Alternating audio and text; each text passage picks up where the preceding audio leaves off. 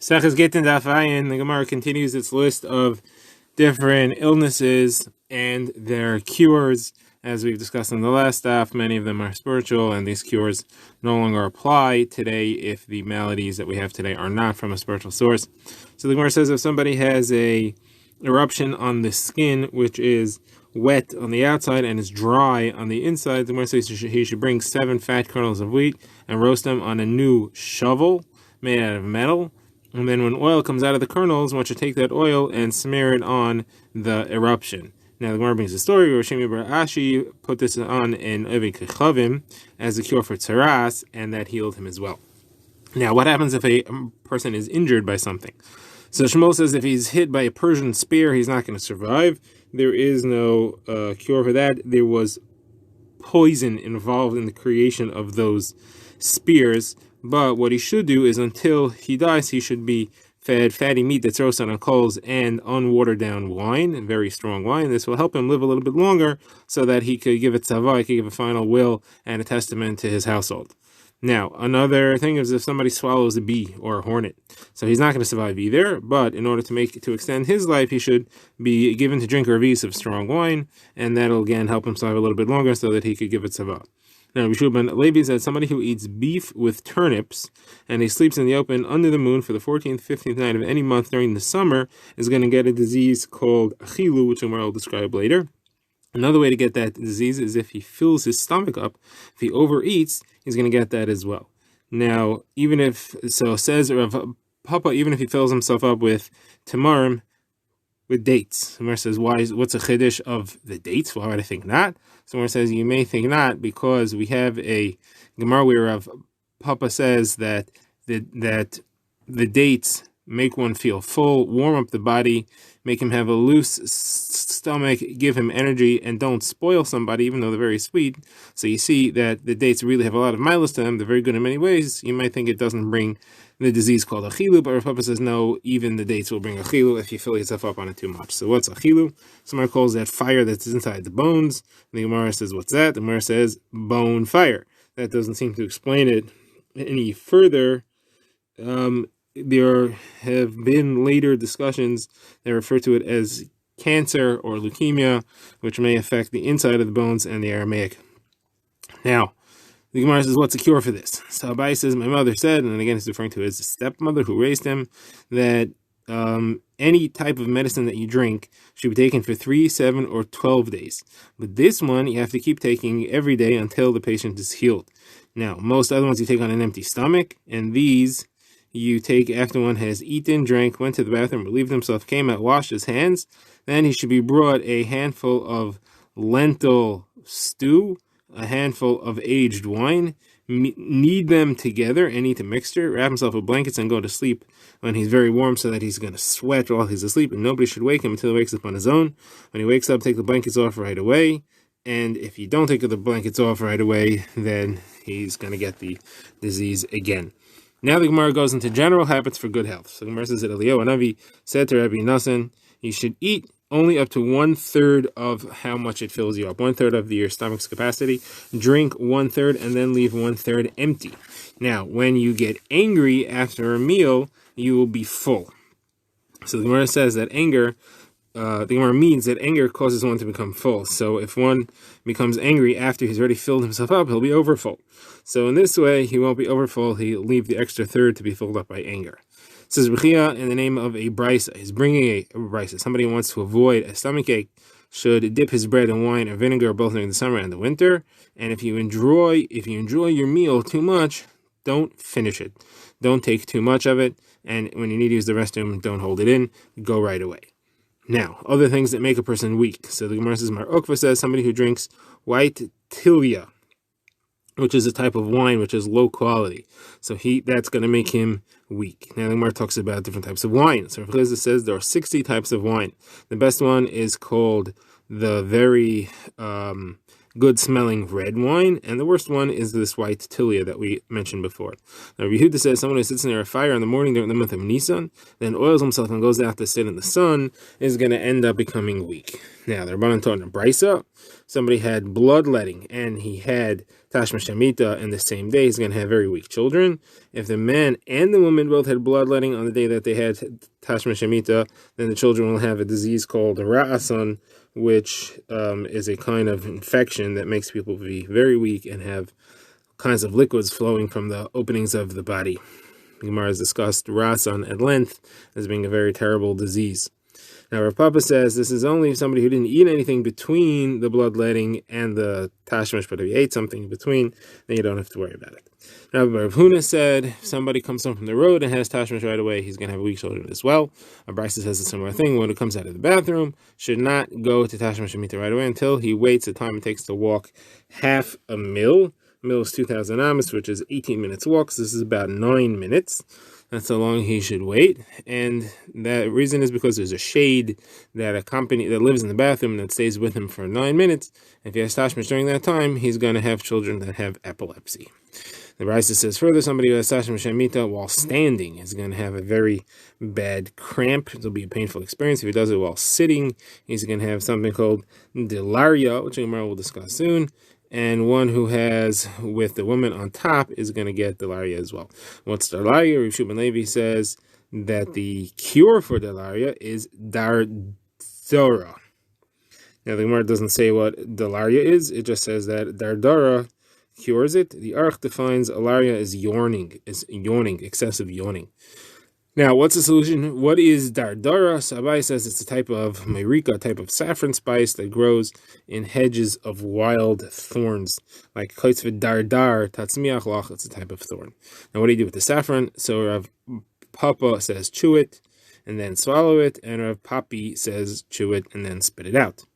Now, on the same topic, somebody who is not able to have tashmish normally, that is a male who is unable to function in the way that men should, the solution to impotence is that he should bring 3 kefizas, that is a kli that holds 3 revius, so he has a total of 9 reviusin of saffron, of this kumina, of this myrika, that grows. So this saffron grows in a field that's fertilized with sheep, that is the sheep excrete their waste material on this field. And he should grind up this 3 kefizas, this 9 reviusin of saffron, boil them in wine, and drink that mixture. Rabbi Yochanan says that this is what restored me to being like I was when I was young, that he restored him to the potency that he lost of his youth.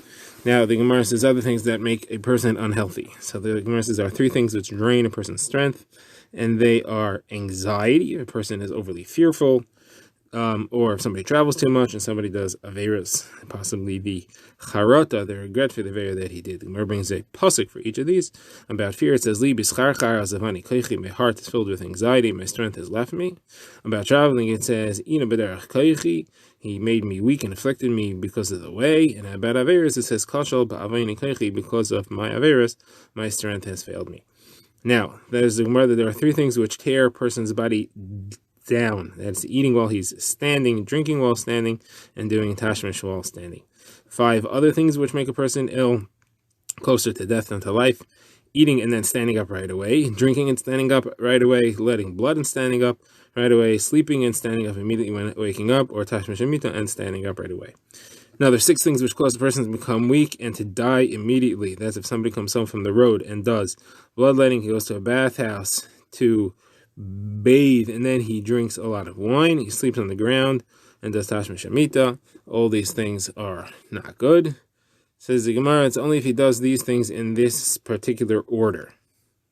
And Abaye says if somebody does them in that order, he's going to die for sure. If somebody does them out of order, it's just going to make him weak. Says the Gemara, but there was a woman by the name of Muras who did only 3 of them to her slave, and he died. Sumer says that was a very weak slave to start with, and that's why it affected him so severely. Now, other health-related materials here, it says there are 8 things that are probably do too much, but they're good if you do a little bit. There are many things like that, but the Gemara points these ones out specifically. That is, number one is travel, and tashmish hamita.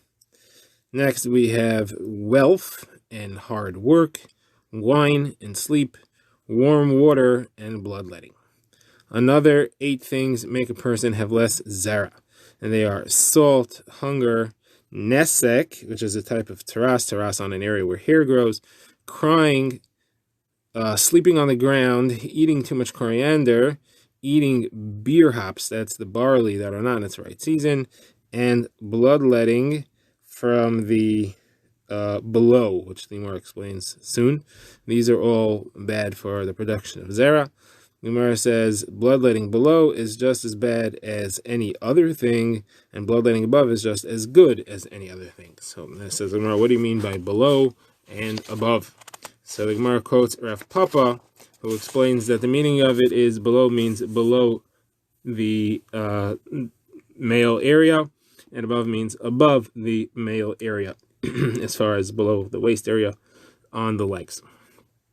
Now, another thing that's mentioned before was beer hops that are not in the season. So Raisa says just like hops are bad when they're not in season, they are very good when they are in season. Once the season of hops, so Gemara says it's Tammuz, and the time of the sun in season is Teves. And during Nisan and Tishrei, it's neither. It's not in season, it's not out of season. So there, it doesn't really make a big difference either way. The Gemara now ends its discussion of cures and health. The Gemara returns to our Mishnah and goes back to halachos of Gittin. So our Mishnah said that if a husband tells shlichim to give a get to his wife, and then he gets struck by kordikis, which we said was a type of temporary incapacitating, and he's not in his right frame of mind, and then while he's in that frame of mind, he says, don't give it. So ein midrav ha'chayim klum, his last words don't mean anything. So the Gemara wants to know, what is the significance of this phrase, his last words don't mean anything? Why don't we just say he can go ahead and give the get? Why are we saying his last words are meaningless? So Gemara says, the machlekes Reish Lakish and Rav Yochanan, and the machlekes has a halachic nafkamina based on how you interpret those words. Reish Lakish says he can give the get, that is, the shliach can give the get even while the husband is in the state of kordikis. Rav Yochanan says he has to wait till he recovers. The Gemara says that their machlekes is based on why the Mishnah says this. Reish Lakish says that these extra words, these strange words, is not that his words are meaningless, is coming to tell us that even while he's in that state, he could still go ahead and give the get, and that's because he's compared to a person who's asleep. Someone who's asleep is still functional and logical, and you don't have to wait for him to wake up. The shliach can go give the get even while he's asleep, even though he can't do anything himself right now. Rav Yochanan says no, those words, the ein b'divrei ha'chayim klum, means we don't have to go ask him when he gets better, do you still want to go through with this? We could assume that what he said is meaningless. However, we do have to wait for him to recover. We can't give it while he's in the state of kordikis, because it's like someone who's a shaita, it's like someone who's insane, and he's unfunctional, cannot give a get, and therefore we can't give a get on his behalf either. Says in Gemara, what's the machlokes about? Whether you compare him to someone who's sleeping or someone who's not functional. Someone says that kordikis is somewhere in between. According to Rav Yochanan, you compare it to someone who's insane and not someone who's asleep, because someone who's asleep wakes up on his own. You don't require any interventions. Kordikis is like insanity, requires an intervention, and therefore kordikis is more similar to insanity. Reish Lakish says, no, there's a very big difference. Kordikis is more like sleeping. Insanity, there is no intervention. Kordikis, at least you can do something, just like sleeping, you could do something. And therefore, this machlokes is over whether kordikis is more similar to insanity or to sleeping, and that's also over what the mission means in its extra line. And where again restates the cure for kordikis, he should eat lean meat boiled on coals, broiled, roasted, grilled, that is, on coals, and drink watered down wine. We're now asks 2 kashas on Rav Yochanan's halacha, that Rav Yochanan had said that you can write, that the shluchim cannot write a get for the man while he's under kordikis because he's not mentally fit. So the has a kasha from Yehuda and Shmuel and a kasha from Brisa. The kasha from Yehuda and Shmuel is a halacha that says that if someone had his throat cut, either all or most of the trachea and the esophagus, so he's considered to be shachot, and he's still alive as long as he's still functioning, and he motions to someone to write a get for his wife, or they ask and he motions yes, then they may go and write a get for his wife. And the Gemara assumes that while a person's in that state, he's not clear-headed. So if you're allowed to write a get in that unclear-headed state, you should certainly be allowed to write a get while he is under kordikis. The second kasha was if somebody's cut to pieces or he's hanging on the gallows and he makes the same gesture to write for his wife, you can do that as well. Again, same kasha, he's obviously not mentally fit in that state. So the Gemara answers that no, he's mentally fit, he's just not physically fit. It is a physical weakening which makes it difficult for him to communicate and to express himself. However, his mind is assumed to be clear. Now, the Gemara has a kasha on what Shmuel just said, on another thing that Shmuel said. So Shmuel just quoted Rabbi Yehuda, who said that it is considered to be that they could write the get for him. That obviously assumes that he's still alive, even though his throat has been cut, including rove of the trachea and the esophagus. Whereas a different halacha where somebody who's in that state, you can testify that he died and his wife is allowed to remarry. So it says obviously then he's considered to be dead already at that time because he's already considered to be shachot. Otherwise, you wouldn't be able to testify that he died. So how come he can give a get if he already halachically is considered like he died? Someone says, no, he didn't die yet, but he's definitely going to die. And therefore, a short time afterwards, you may testify that he died. There's no way he's going to recover from that. Now, the Gemara asks, if that's true, why is halacha if somebody did something like that to someone else by accident, he doesn't go to Golos? That would seem to imply that cutting those two simanim is not necessarily a cause of the death, but you're telling me it's going to cause the death for sure, so it is a cause of death, so he should have to go to Golos. So my answer is no, it will cause Golos, but it is possible that something else happened that hastened it, or was involved, and therefore he doesn't go to Golos. And what may have happened is, first of all, the wind may have made him die faster, or his own writhing may have made him die faster. Whereas what's the difference between what have to bring two reasons, the wind and the writhing? So the Marsa, it's possible to have one without the other.